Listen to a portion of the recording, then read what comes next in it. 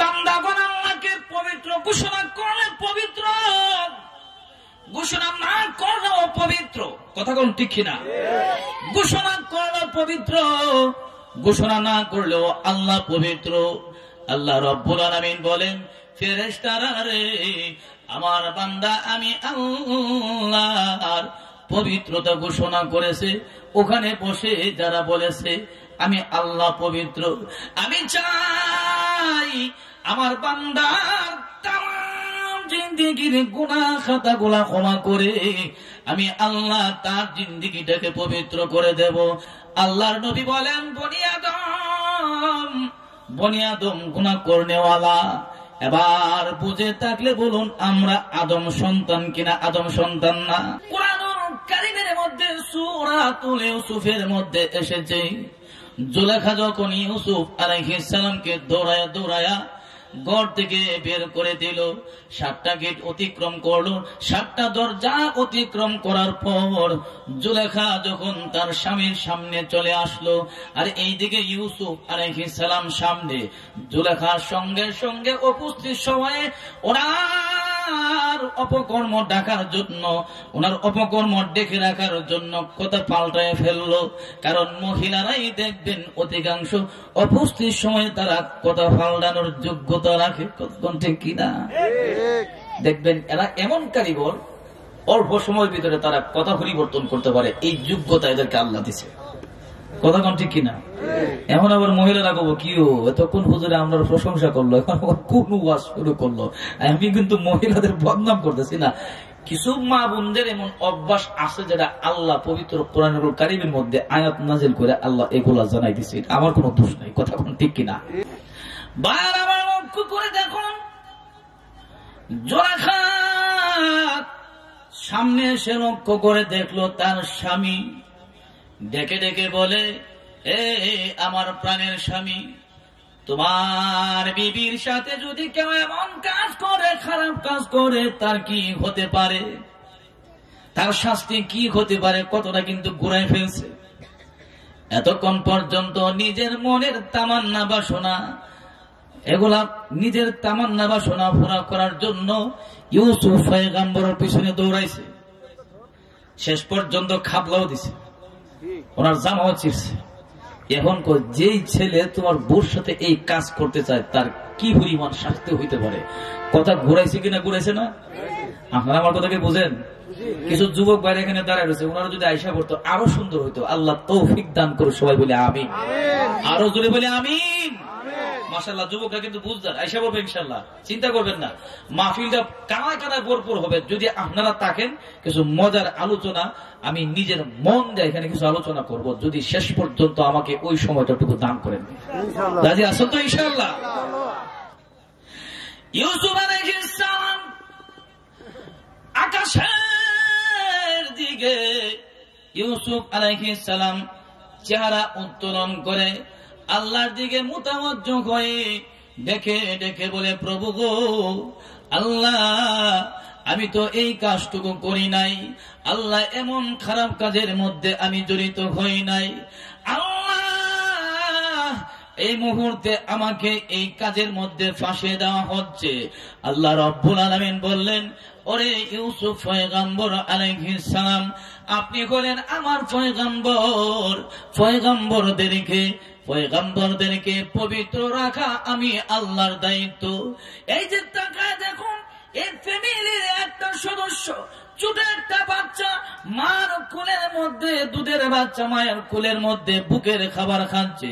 আমি আল্লাহ চাই এই বাচ্চার মাধ্যমে তোমার পবিত্রতার ঘোষণা দেব, তোমার সাফাই গাইব, তোমার পবিত্রতার ঘোষণা দেব, তোমার পবিত্রতার ঘোষণা দেব। বাচ্চার কাছে যাইয়া তুমি বলো, বাচ্চা তোমার জন্য পবিত্রতা ঘোষণা করবে। জোরে জোরে বলা যাবে কি সুবহানাল্লাহ? আমি আপনাদের কাছে প্রশ্ন করতে চাই, দিলের কানটা দিয়া সবাই শুনবেন, মনের আওয়াজ দিবেন। ছোট বাচ্চা, দুধের বাচ্চা কি কোনো সময়ে কথা বলতে পারে? কথা বলতে পারে না। আল্লাহর পয়গম্বর ইউসুফ আলাইহিস সালাম দেখে দেখে বলেন, আমি এই মুহূর্তে কিছু বলতে চাই না, আমার পক্ষে সাক্ষ্য দেওয়ার জন্য এখানে কেউ নাই, কিন্তু এই যে ছোট বাচ্চা, মাসুম বাচ্চা, দুধের বাচ্চা আমার পক্ষে সাক্ষ্য প্রদান করবে। জুলেখা ডেকে ডেকে বলে, এই তো মোল্লা মৌলবীর মাথা খারাপ হয়েছে। এতক্ষণ পর্যন্ত ভাবছিলাম মোল্লা মৌলবীর মাথা ঠিক আছে, এখন তো দেখা যায় পুরাটাই মাথা গেল। আহা, আমার কিছু করতে পারবে না। মনে মনে অনেক খুশি, বেজায় খুশি। আমার কিছুক্ষণ পর এই ছোট বাচ্চা মায়ের কুলের মধ্যে ছিলেন। কথা বলার জন্য ইউসুফ পয়গম্বরের দিকে, জুলেখার স্বামীর দিকে ঘুরে দাঁড়ালো। ডেকে ডেকে বলে, ওগো জুলেখার স্বামী, তোমার স্ত্রীর কার্যকলাপ আমি কিছু বলবো না, তবে আমি একটা জিনিস তোমাকে জানাই দিতে চাই। ও ইনকানা কামিসুহু কুদ্দা মিন কুবুলিন, ইউসুফ আলাইহিস সালামের যে জামা আছে, এই জামা যদি সামন দিকে ছেঁড়া ফাড়া হয়, মনে করতে হবে ইউসুফ আলাইহিস সালাতু ওয়াস সালাম এখানে দোষী, আর জুলেখা এই জায়গার মধ্যে নির্দোষ। আর যদি এই জামা ইউসুফ পয়গম্বরের জামা যদি পিছন দিকে ছেঁড়া হয়, বুঝতে হবে ইউসুফ পয়গম্বর নির্দোষ আর জুলেখা হলো দোষী। আল্লাহ রব্বুল আলামিন এই বাচ্চাকে বাঁচানোর জন্য, এই বাচ্চাকে জুলেখার উষানোর থেকে বাঁচানোর জন্য ব্যবস্থা করে দিয়েছে। ভাইয়ারা আমার, এই অবস্থার মধ্যে জুলেখার স্বামী তাকায়া দেখে ইউসুফ আলাইহিস সালাতু ওয়াস সালামের পিছন দিকে কাপড়টা, জামাটা একটু ছেঁড়া। আর বুঝতে বাকি রইল না, ডেকে ডেকে বলে, ইউসুফ তুমি নির্দোষ, তোমার কোনো দোষ নাই রে ইউসুফ। জুলেখাকে বললেন, তুমি ক্ষমা প্রার্থনা করো, তুমি আল্লাহর কাছে তওবা করো।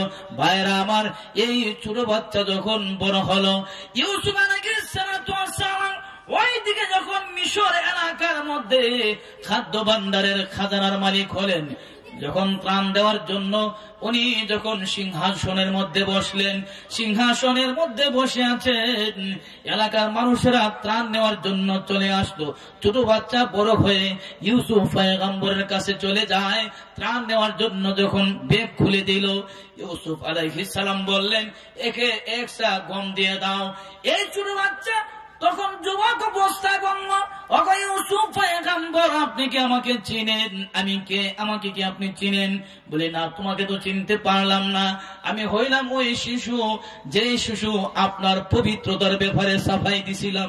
সুবহানাল্লাহ বলে, আপনার পবিত্রতার ব্যাপারে আপনার পক্ষে সাফাই গিয়েছিলাম। ওই শিশু বড় হয়ে আজকে আপনার কাছে ত্রাণ নেওয়ার জন্য আসলাম। ইউসুফ আলাইহিস সালাম কর্মকর্তাদেরকে বলে, তোমরা কোথায় আছো? আর দেরি করো না। এই যুবককে তোমরা 100 সা গম তোমরা দিয়ে দাও, 100 সা গম তোমরা দিয়ে দাও। তার ব্যাগের মধ্যে, তার সামানার মধ্যে 100 সা দেওয়া হলো, গম দেওয়া হলো। এক সায়ের জায়গার মধ্যে 100 সা দেওয়া হলো। এখন কথা বুঝে থাকলে বলুন, একের জায়গার মধ্যে 100 দেওয়া হলো। কেন দেওয়া হলো? এই লোকটা আমার সাফাই গেছে, আমার পবিত্রতা ঘোষণা করেছে। ঠিক কিনা বলুন? আল্লাহ তাআলা বলেন, ফেরেশতারা বলেন, ভালো করে তোমরা শোনো, দুনিয়ার মধ্যে ইউসুফ পয়গম্বরের সাফাই গাওয়ার কারণে যদি একের জায়গায় 100 দেওয়া হয়, আর আমি আল্লাহর পবিত্রতা ঘোষণা করার জন্য কোন বান্দা যদি সুবহানাল্লাহ বলে, আমি আল্লাহ এমন এমন অগণিত অসংখ্য নিয়ামত তাদেরকে দান করব, মালা আইনুন রাআত ওয়ালা উযুনুস সামিআত ওয়ালা খাতারা আলা কলবি বাশার। আল্লাহ রাব্বুল আলামিন জান্নাতের মধ্যে এমন নাজ নেয়ামত দিবেন, কোন চক্ষু কোনদিন এই নাজ নেয়ামত দেখে নাই, কোন কান এই নাজ নেয়ামতের কথা শুনে নাই, অন্তর কল্পনা করে নাই। এমন জান্নাতের নাজ নেয়ামত আমাদের দরকার আছে কিনা নাই? আরো যদি বলেন, আছে কিনা নাই? বাইরে মাঠটাই যদি হয়ে থাকে, গুনাহ মাফ করানোর জন্য, জান্নাতের মধ্যে বৃক্ষ লাগানোর জন্য, আবার আল্লাহর সাফাই পবিত্রতা গাওয়ার জন্য, আল্লাহ যে মহান পবিত্র, এই উদ্দেশ্যে সবাইকে আবার জোরে জোরে বলা যাবে সুবহানাল্লাহ। ভাইয়েরা এবার আসুন, আমি আপনাদের সামনে যে আয়াতে কারিমা তিলাওয়াত করলাম, আমাদের রব হলেন আল্লাহ। আমাদের রবকে আল্লাহ, আরো জোরে কোন আল্লাহ। আল্লাহ শব্দ বললে কোনো সমস্যা আছে? আমাদের রবকে একবার যদি কোনো ব্যক্তি আল্লাহ আল্লাহ বলে একবার ডাক দেয়, আল্লাহ বলে বান্দা, ওরে বান্দা তোমরা কোরআনুল কারীম তেলাওয়াত করো। কোরআনুল কারীমের মধ্যে আছে লাম ইয়ালিদ ওয়া লাম ইউলাদ, আমার কোনো সন্তান নাই, আমি কারো সন্তান না। তোমার সন্তান তোমাকে বাবা বলে ডাক দেয়, মা বলে ডাক দেয়, যার কারণে তোমার অন্তর আত্মা খুশি হয়ে যায়। ঠিক কিনা বলুন? আমি আল্লাহর সন্তান নাই, আমি আল্লাহ কারো সন্তান না, আমাকে কেউ বাবা বলে ডাক দেয় না, আমি কারো বাবা না, আমি কোন সন্তানের বাবা না, আমি কারো সন্তান না রে বান্দা। কিন্তু তুমি শুনে রাখো, কেউ যদি একবার আমি আল্লাহকে খুশি করার জন্য, রাজি করার জন্য একবার আল্লাহ বলে ডাক দেয়, মা বাবা যেইভাবে খুশি হয়ে যায়, এর চেয়েও লক্ষ লক্ষ কোটি কোটি গুণ আমি আল্লাহর কুদরতি আত্মা ঠান্ডা হয়ে যায়। আল্লাহু আকবার।